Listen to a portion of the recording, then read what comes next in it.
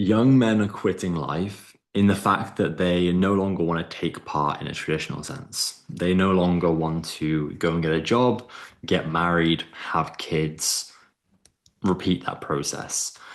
And I don't blame them because ultimately they are in a position where the system is rigged. They can rig the system. They can go to the government and say, I have this issue that you cannot prove with science or medicine. You are now going to give me money because I cannot work because of this thing. And ultimately, they're taking advantage of that, but they're allowed to because the system is there to be used and they are using it, rightly or wrongly. They are taking advantage of what they can.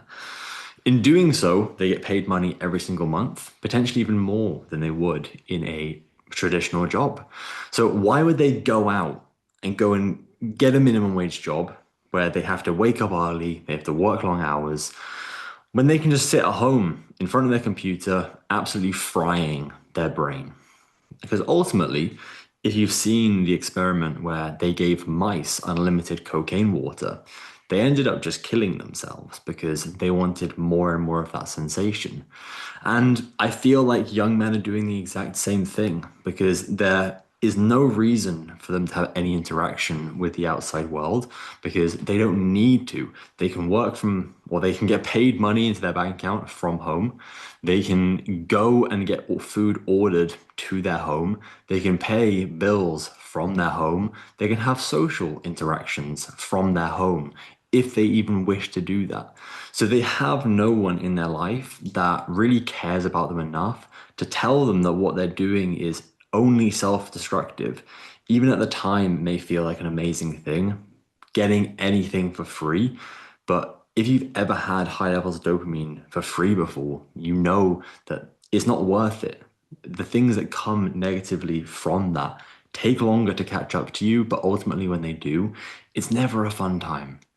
Now, what else is contributing to this? Dating sucks. Dating is hard. I think a lot of the things that men did in the past were because of relationships, because having a wife was seen as a major status symbol and something people cared deeply about. Because I think love is a beautiful thing. I think being in a relationship is a beautiful thing.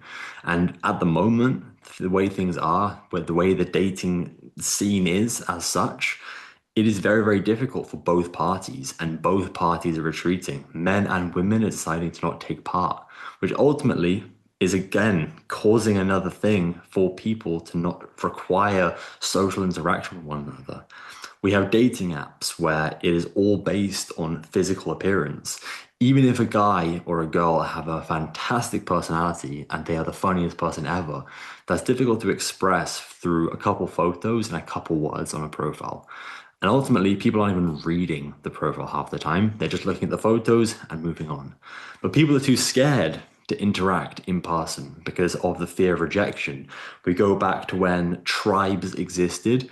If you were to ruin a relationship within a tribe, you'd be ostracized, you'd be kicked out of the tribe, and you would probably die because you wouldn't have anyone around to protect you. You wouldn't have any way to work as a unit to gather resources. So you would die from whatever was out there at that time. So we have that same thing hardwired into our brain that if we ruin a relationship, i.e., get rejected, we think we are going to die. So there are dating coaches out there which do an incredible job at marketing their services, but ultimately getting past that fear blocker when you know you don't have to contribute to it, you don't actually have to achieve the end result because you can go on your computer and you can imagine that you are with a partner. So when you have these two things mainly combined, there is no need for them to get arguably the two most fulfilling things in life. A thing that brings them resources, i.e., money, and a thing that brings them love and children. Like they don't need either of those things. So they're simply just choosing to not take part. They're deciding to leave life and go to their basements, rot away. And honestly, it is perfectly fine. Like you can do that. I'm not here to say, oh, you shouldn't do that if you are giving the opportunity to do that. Ultimately, I don't think it's good for you. I think there's far, far better things you can do and things that are going to make you feel far more fulfilled. I would guarantee that if you are living that life, you are probably very alone and you really dislike your existence. And ultimately, I'm not here to say, oh, you should change that because I don't think my words can do that alone.